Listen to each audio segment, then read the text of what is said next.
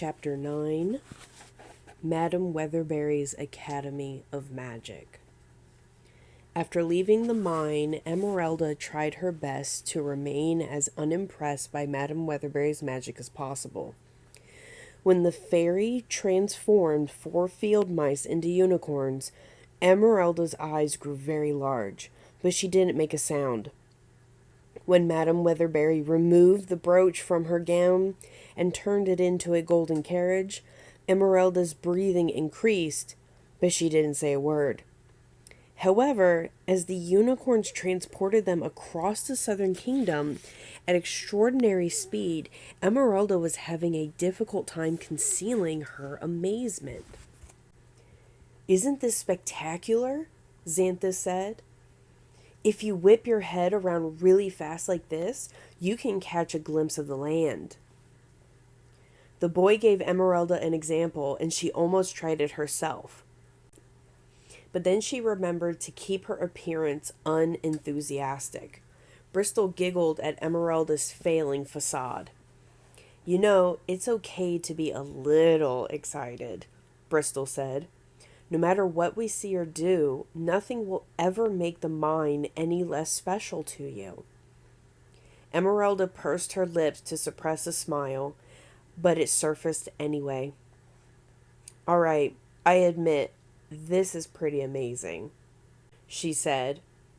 "For fun, the dwarves and I used to race runaway carts through the mine, but they never went as fast as this. How are the unicorns doing it?" "They're compelled by magic," Madame Weatherberry explained. "Not only are unicorns the fastest animals on the planet, but they also always know their passengers' exact destination and the quickest route to get there." "Are we close to the academy?" Emeralda asked. "It'll take a couple of hours to reach the southern kingdom's eastern border. Then it's just a short distance through the east in between," Madame Weatherberry said. "We should arrive just before sunset." "We aren't getting out of the carriage again, are we?" Xanthus asked. "Unfortunately not," Madame Weatherberry said. "As much as I would love to teach you another lesson at the expense of a hostile creature, there's a special path in the forest the unicorns know to take." "Madame Weatherberry, I keep forgetting to ask, but what is the academy?" Bristol inquired. "Is it a house, a cabin, a cave?" Madame Weatherberry smiled playfully as she thought about her academy. "You'll see," the fairy said. "Some things in life are better seen than described." A couple of hours later, the golden carriage approached the eastern border of the southern kingdom. Just like the western border, the thick forest of the in-between grew along the eastern border like a gigantic, twisted fence. The trees were so close together there was barely room for a person to walk between them. But the unicorns charged ahead. They found an opening Bristol would never have spotted on her own, and the steeds pulled the golden carriage onto a narrow road.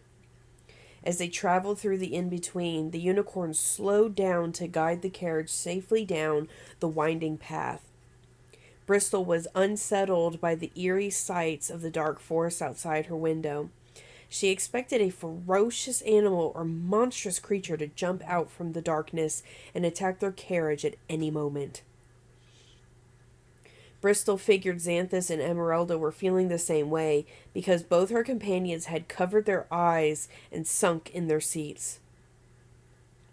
Unsurprisingly, Madame Weatherberry wasn't affected by their frightening surroundings at all. The fairy kept a confident and watchful eye on the trees passing by, like she was prepared for whoever or whatever might cross their path. Time seemed to move much slower in the in-between than it had in the southern kingdom, but eventually the golden carriage came to an abrupt stop. Bristol, Emeralda, and Xanthus looked out the window and saw that the unicorns had stopped because the road was blocked by a massive hedge wall. The strange plant was taller than the trees and stretched for miles in both directions.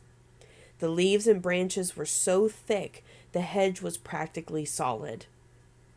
"We're here," Madam Weatherbury said cheerfully. Her students had no idea what the fairy was talking about.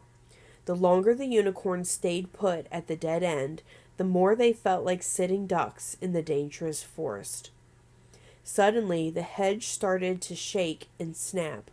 The leaves and branches slowly parted to form an arch that was wide enough for the carriage to fit through. The unicorns moved under the arch and entered a long, leafy tunnel that cut through the thick hedge. The passageway went on for several hundred feet, and the children were amazed by how dense the hedge was. It was so dark in the tunnel, Bristol couldn't see her hands in front of her face. "Madam Weatherbury, what is this?" Bristol asked. "Just a little barrier I planted around the property to protect the academy," Madam Weatherbury said. "A little barrier?" Xanthus asked. "This shrub is enormous." "It may seem like overgrown shrubbery, but the hedge is actually equipped with a very powerful spell," Madam Weatherbury said. "It only opens for people and animals with magic in their blood. It'll keep us safe from all of the restless creatures wandering the in-between." The unicorns reached the end of the tunnel and stopped at another leafy wall. Beams of bright light shone into the dark tunnel as a second arch opened and granted the carriage access to Madam Weatherbury's property. The unicorns exited the hedge barrier, and their young passengers realized they weren't in the creepy woods anymore. The golden carriage proceeded down the path into a rolling field of the most vibrant wildflowers the children had ever seen. The land was sprinkled with trees that were covered in colorful maple leaves, blushing cherry blossoms, and blooming magnolias. A crystal-clear lake was lined with weeping willows, and it spilled into streams and ponds with vivid water lilies. The picturesque estate stretched toward a cliff overlooking a sparkling blue ocean, where the sun was setting in a horizon of rosy clouds. "I don't believe it," Bristol said. "It's like we're inside a painting." "I've never seen so much color in my whole life," Emeralda exclaimed. "We must be dead," Xanthus said. "Our carriage crashed in the forest, and now we're in paradise. It's the only explanation." Madam Weatherbury was incredibly touched by the excitement in her students' faces. "I've waited a long time to see smiles like those," she said. "Many years of hard work have been put into developing this place. I hope it becomes as much your home as it is mine." The carriage continued down the path, and there were more surprises at every turn. Bristol was mesmerized when she saw there were herds of unicorns grazing and frolicking throughout the fields around them. She looked up and noticed the sky was filled with huge, colorful butterflies and enormous birds with long auburn feathers. "Look at all the unicorns in the field," she said. "And up there, have you ever seen such big birds and butterflies before?" "I've seen some pretty nasty bugs and bats in the mine, but nothing like those," Emeralda said. Madam Weatherbury chuckled. "Actually, those aren't butterflies or birds," she said. "You might want to take a closer look." Bristol, Emeralda, and Xanthus pressed their faces against the window for a better view. After a thorough inspection, the children realized the butterflies had tiny, human-like bodies, and they wore clothing made from leaves and flower petals. The tiny creatures flew in and out of miniature mushroom homes along the path. The birds in question had heads and wings like eagles, front claws like reptiles, and hind legs and tails like lions. They soared through the sky like hawks and brought squirrels, mice, fish, and other prey to the hungry hatchlings waiting in their nests. "What the heck are those things?" Xanthus asked. "They're pixies and griffins," Madame Weatherberry said, "and they're both easily offended, so make sure you never call them bugs or birds to their faces." "So they still exist?" Bristol asked. "In The Truth About Magic, you wrote that humankind had hunted all the magical animals into extinction." "And they nearly did," Madame Weatherberry said. "Fortunately, I was able to find survivors and save a few species before they were lost forever. It was safer to let humanity go on believing they had all been annihilated. Sadly, I wasn't able to rescue all the magical animals that used to roam the earth.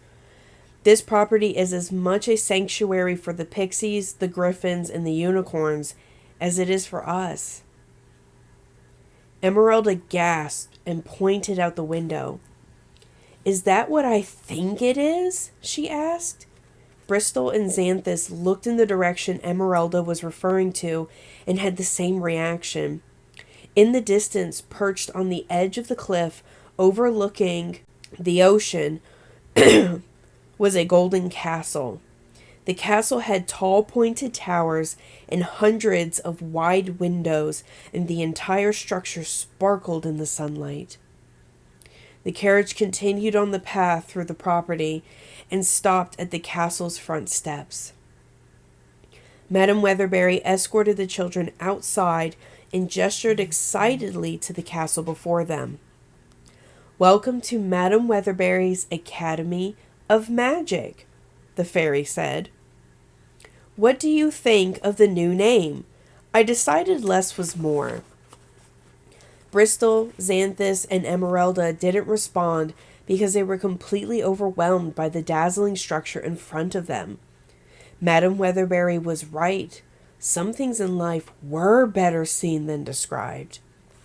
Even after all the incredible books she had read in the library, Bristol doubted words could ever explain the castle's magnificent appearance or the exhilarating feeling it gave her. It was difficult to believe something so beautiful existed in the world, but the castle never faded from her view. Madame Weatherberry clapped her hands, and the unicorns were released from their reins. The steeds galloped into the nearby field and joined their grazing herd. She snapped her fingers to shrink the golden carriage to a brooch again, and pinned it to her gown. The castle's giant front doors opened, and 2 little girls and an old woman came outside to greet the new arrivals. The first little girl was about 10 years old and wore a dress made from dripping patches of honeycomb. Her bright orange hair was styled into a beehive, and it was home to a live swarm of bumblebees. The second little girl also looked 10 years old, and she wore a navy robe over a sapphire bathing suit. Instead of hair, a continuous stream of water flowed down her body and evaporated as it reached her feet, like she was walking a walking waterfall. The old woman was dressed much more simply than the girls and wore a plum dress with a matching apron. She had grayish violet hair and a messy bun, but other than the unusual hair color, her appearance wasn't as magical as the others. "Children, I'd like you to meet Miss Tangerina Turkin, Miss Skyline Lavenders, and the Academy's housekeeper, Mrs. V," Madame Weatherberry said. "Girls, these are our new students, Bristol Evergreen, Emeralda Stone, and Xanthus Hayfield." Mrs. V was ecstatic to see the newcomers. She hurried down the front steps and gave each of them a huge bear hug, rocking them back and forth.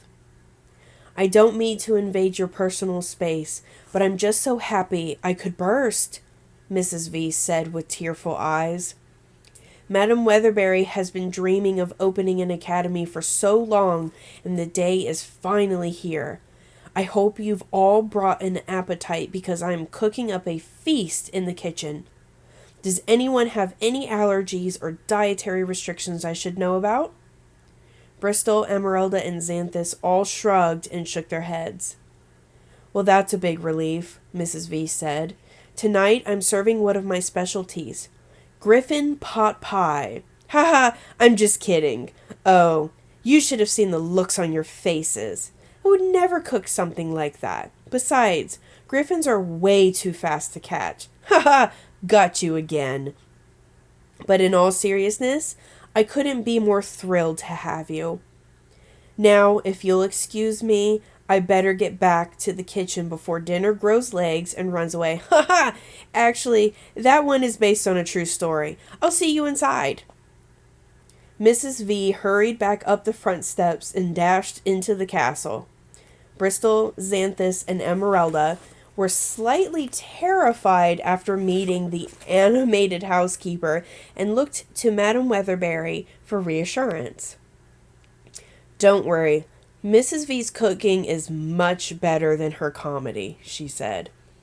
Although the housekeeper seemed eccentric and goofy, Bristol, Xanthus, and Emeralda appreciated her attempt to welcome them to the academy. Tangerina and Skylene, however, stayed on the castle's front steps and eyed the newcomers like they were competition of some kind. Bristol sensed the tension and tried to break the ice. "I love what you both are wearing," she said. "Are you students too?" Tangerina and Skylene both grunted, insulted by Bristol's comment. "We're apprentices," Tangerina said in a condescending tone. "What's the difference?" Bristol asked. "We apprentice things," Skylene said like it was obvious. Bristol, Xanthus, and Emeralda looked to one another to see if Skylene made sense to anyone else, but no one knew what the girl was talking about. Tangerina was embarrassed by her friend's remark and quickly pulled her aside. "Skylene, I told you to let me do all the talking when the newbies showed up," she whispered. "Oh, I thought you said newbies," Skylene whispered back. "I thought you were finally doing something different with your hair." "You never listen," Tangerina said. "You've got too much water in your ears." Skylene tilted her head to the left and the right, and sure enough, over a gallon of water poured out from both ears. Tangerina rolled her eyes at her friend and turned back to the newcomers. "As I was saying, apprentices are much more advanced than students," she explained. "We're going to assist Madam Weatherbury as she teaches the three of you to use your magic. And now that you're here, I can see she's going to need all the help that she can get." "Tangerina, be nice to the new students," Madam Weatherbury said. "We'll all be learning and growing together, no matter how advanced some of us might be. But we can discuss all of that during our first lesson tomorrow. In the meantime, let's give our new recruits a tour of the castle while Mrs. V finishes preparing dinner." The fairy escorted her students and apprentices up the front steps and through the castle's front doors. Bristol's mouth dropped open at her first glimpse of the castle's interior because it was just as breathtaking as the exterior. The entrance hall had shimmering white walls, sparkling silver floors, and golden pillars that stretched into a towering ceiling above them. In the center of the hall was a gigantic tree that grew crystal leaves and blossoms. An elegant staircase curled around the tree, and the steps floated in mid-air as the stairs spiraled toward the upper levels of the castle. "This castle is one of the last magical residences left," Madam Weatherbury said. "The majority of them were destroyed when King Champion I declared that magic was a crime. I inherited the estate from my family, and I've kept it hidden and protected ever since. It's very important that none of you leave the property without me. As you know, the in-between is full of people and creatures who would like to harm us. Something about Madam Weatherbury's warning didn't sit well with Bristol. "Madam Weatherbury," she asked, "I thought you said your family was human." The fairy was pleasantly surprised by Bristol's attention to detail. "Oh, I forgot I mentioned that," Madam Weatherbury said. "While my birth family were human, I was referring to the fairies who adopted me and taught me to develop my magic.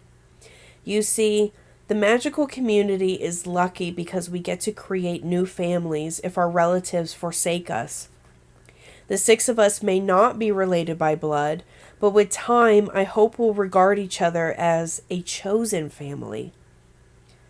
Since they had all just met, it was hard for Bristol to picture becoming that close with the other students. Still, it was nice to imagine someone could fill the void created by leaving her mother and brothers behind. "Now, if you'll follow me, I'll show you to the sitting room," Madam Weatherbury said. The fairy led them down a corridor to the right of the entrance hall, and they entered a spacious room with silk sofas and tufted lounge chairs.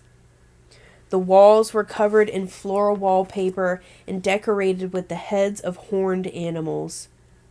Once they stepped inside the sitting room, the flowers and vines in the wallpaper became 3-dimensional, and a flowery aroma filled the air. The deer and elk heads mounted on the walls also came to life and snacked on the plants growing around them. "Be careful around the decorative heads. They like to bite," Madam Weatherbury warned. "Moving on. The dining room is just around the corner." Down the hall from the sitting room was another large room with a table made from a wide, flat rock. The dining room was illuminated by a cluster of glowing moonstones that hovered over the table like a chandelier. The walls were dark and decorated with twinkling lights, so the room looked like a starry night sky. As Bristol examined the lights, she screamed when a shooting star suddenly shot across the ceiling. "Breakfast is served every morning at 7 o'clock sharp. Lunch starts at noon, and dinner begins at 6 o'clock, Madam Weatherbury informed them. "Please be on time for meals. Mrs. V is a perfectionist when it comes to her food, and she hates serving her dishes cold." The kitchen is through the swinging door at the end of the dining room, and Mrs. V's chambers are just beyond that. "Well, that's everything on the first floor. Now, if you'll please follow me back to the entrance hall, I'll show you to my office on the second floor." "But Madam Weatherbury," Xanthus asked, "you said this was a school. So where are all the classrooms?" "There aren't any classrooms in the castle," the fairy said. "I'll be teaching the majority of my lessons outside on the academy grounds. I've always thought fresh ideas are easier to retain with fresh air." The tour returned to the entrance hall, and they carefully climbed the floating staircase to the second level of the castle. Madam Weatherbury's office was through a pair of wooden doors. Just like the cover of The Truth About Magic, they were engraved with the images of a unicorn and a griffin. The office was a circular chamber with incredible views of the ocean and the academy property. All the furniture was made of glass, including a bulky desk that sat at the far end of the room. The chamber was lined with shelves of spell books and cabinets and potions and elixirs. The high ceiling was filled with white fluffy clouds that changed into the shapes of different animals as they bobbed up and down. Instead of fire, a stream of bubbles emitted from a grand fireplace and floated through the air. The entire wall above the fireplace was covered in a massive replica of the map of magic. To the students' amusement, a rack of elaborate fascinators was placed by Madam Weatherbury's desk, and the fairy owned a hat in every color. "If you ever need something, please don't hesitate to find me in here," Madam Weatherbury said. However, on the rare occasion I'm called away from the academy, my office is off limits to students. Well, if there aren't any questions, I'll show you to your bedrooms on the 3rd floor. We have our own rooms? Xanthus asked. Oh, yes, Madame Weatherbury said. The castle has 7 bedrooms and counting. What do you mean, and counting? Emeralda asked. It's one of the many perks of living in a magical residence, Madame Weatherbury explained. The castle grows extra bedrooms based on the number of residents, and it usually designs the chambers around the occupant's specific needs.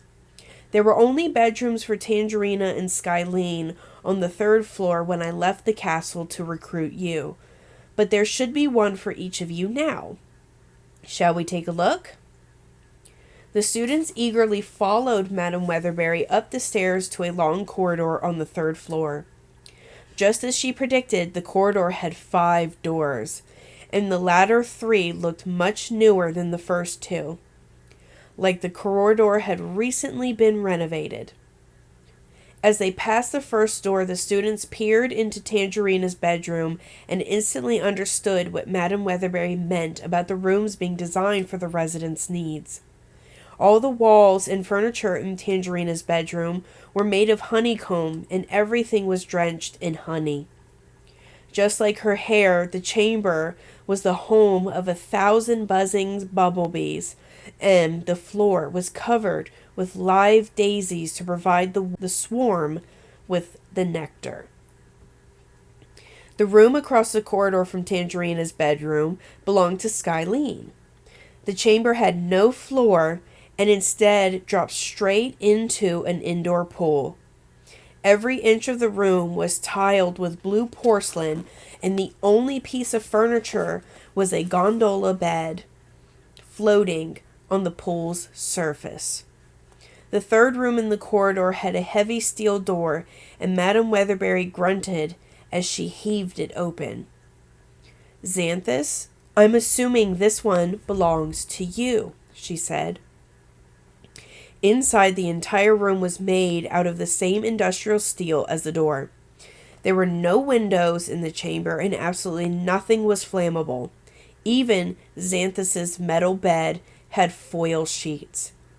Instead of carpet or tile, the floor was finished with metal grates, and instead of a ceiling, a brick chimney was built over the room. It's like a giant oven, Xanthus said enthusiastically. Even if I took off my metal, I wouldn't hurt anyone in here. It's the perfect place to blow off some steam, Madame Weatherbury said. Now, Emeralda, I believe your room is next. Behind the 4th door in the corridor was a dark room with dirt walls. There was a 4-poster bed made from stalagmites, a wardrobe constructed out of a mine cart, and a workbench that held stacks of coal. Emeralda stepped inside her room and had a dizzying moment of déjà vu. It's just like my cave at the mine, she said. It even smells like dwarves in here. Hopefully it'll keep you from getting too homesick, Madame Weatherbury said. Last but not least, we have Bristol's room. The 5th room and final door in the corridor led to the base of a tower. There was a bed identical to the bed she had in the Evergreen house, and a big, comfy armchair exactly like the ones she enjoyed at the Chariot Hills Library. But most amazing of all, the walls were covered with shelves of books from the floor to the ceiling. A display case in the corner of the room held over 24 pairs of reading glasses, and like Madame Weatherbury's collection of fascinators, there was a pair in every color. As Bristol looked around her new bedroom, her eyes filled with happy tears, and her heart fluttered in her chest. She scanned the titles on the shelves and caressed the book's spines like she was saying hello to long-lost friends. The Tales of Tidbit Twitch, volumes 2 through 10, she was shocked to find them. I didn't even know there was one sequel, let alone 9. Oh, and look at this, Madame Weatherbury said, and pointed to another book on one of the shelves. You even have a copy of The Truth About Magic. Perhaps you'll be inspired to finish it one of these days.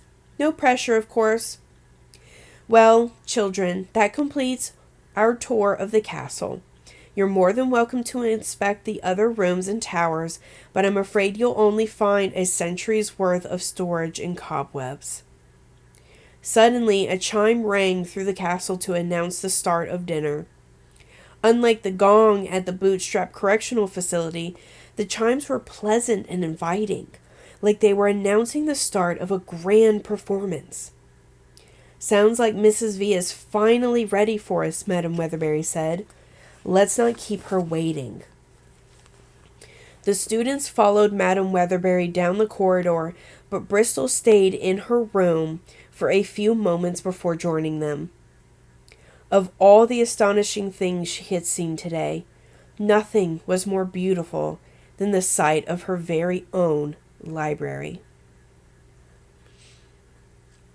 At dinner, the students were served a 3-course meal of tomato soup, grilled chicken with roasted carrots, and blueberry pie. Other than the colorful berries and muffins Bristol ate in the golden carriage, it was the most delicious food she had ever tasted.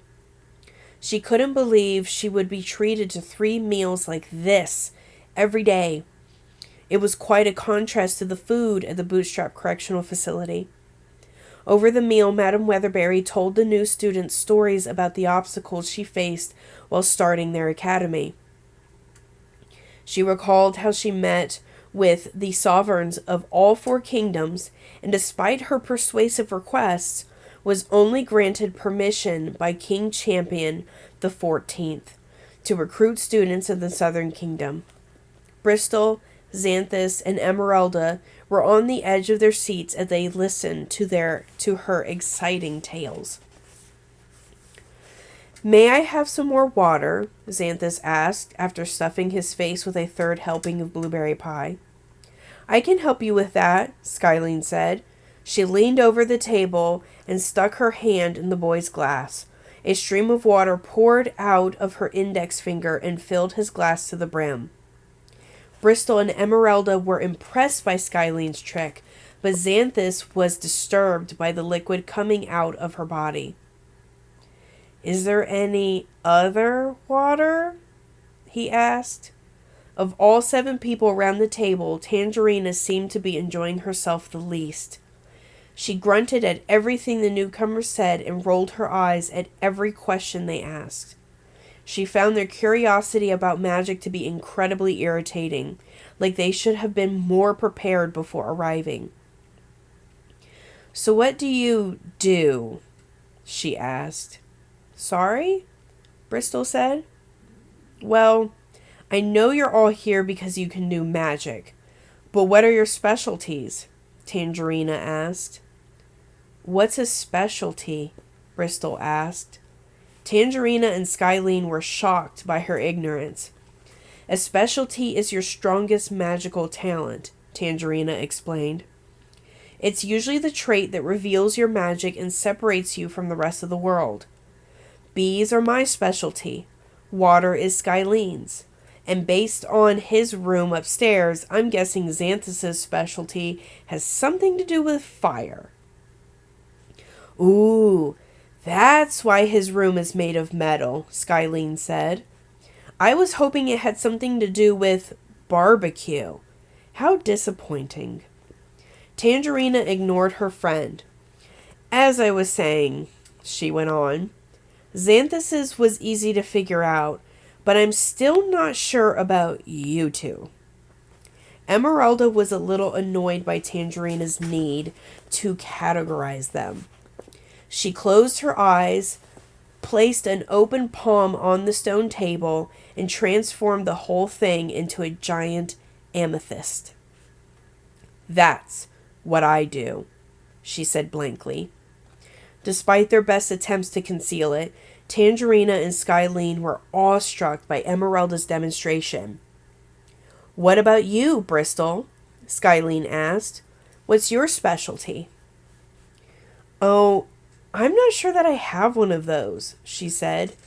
I've never done magic without the help of a spell.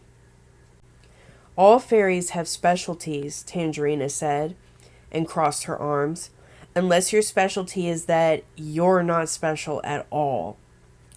Tangerina, please keep your stinger to yourself, Madame Weatherberry reprimanded. So far, Bristol has shown a talent for manifestation, and she had one of the brightest stars on my map of magic. Just because her specialty hasn't revealed itself yet doesn't mean it won't do so very soon. Madame Weatherberry gave Bristol an encouraging wink, but it didn't make Tangerina's comments any less hurtful. Without an obvious specialty, Bristol felt inferior to the other students, and she started wondering if she even belonged at the academy. The embarrassment made her blush, and she counted down the seconds until dinner was over. Well, I know one thing for sure, Mrs. V said. My specialty has always been food, and if anyone disagrees after that meal, they can go catch a griffin. Ha ha! After dinner, Madame Weatherberry excused the students from the table, and they went to their rooms to get ready for bed. Bristol was still feeling crummy from Tangerina's remarks, but fortunately, she knew the perfect remedy to take her mind off it. She selected The Tales of Tidbit Twitch, Volume 2, from her shelf, chose a fresh pair of reading glasses, and crawled into her soft bed. While Bristol read the sequel to her favorite book, an abrupt storm blew in from the ocean and soaked the academy grounds. Bristol was startled by the booming thunder and the flashes of lightning outside her window, but she wasn't going to let the weather disturb her first night at the castle. Her floor mates, however, weren't so brave. A few minutes into the storm, there was a soft knock on Bristol's door. "Come in," she called. The door swung open, and Emeralda peeked inside with large, fearful eyes. "Sorry to bother you, Bristol," Emeralda said. "Is everything all right with your room?" Bristol asked. "No, everything is fine," she said. "I'm just not used to thunder." That's one of the best parts about living in an underground mine. You don't have to worry about the weather. If you wouldn't mind, I was wondering, you're more than welcome to sleep here if the thunder is scaring you, Bristol said. Emeralda sighed with relief. "Gee, thanks," she said. "What are you reading?" The Tales of Tidbit Twitch, Volume 2, Bristol said. "It's a sequel to my favorite book of all time. Have you heard of it?" Emeralda thought about it and shook her head. "Papa used to read me stories before bed, but I don't remember that one." "Would you sleep better if I read the first one to you?" Bristol asked. "Really?" Emeralda said. "Are you sure you wouldn't mind?" "Not at all," she said. "It's on the shelf to your left."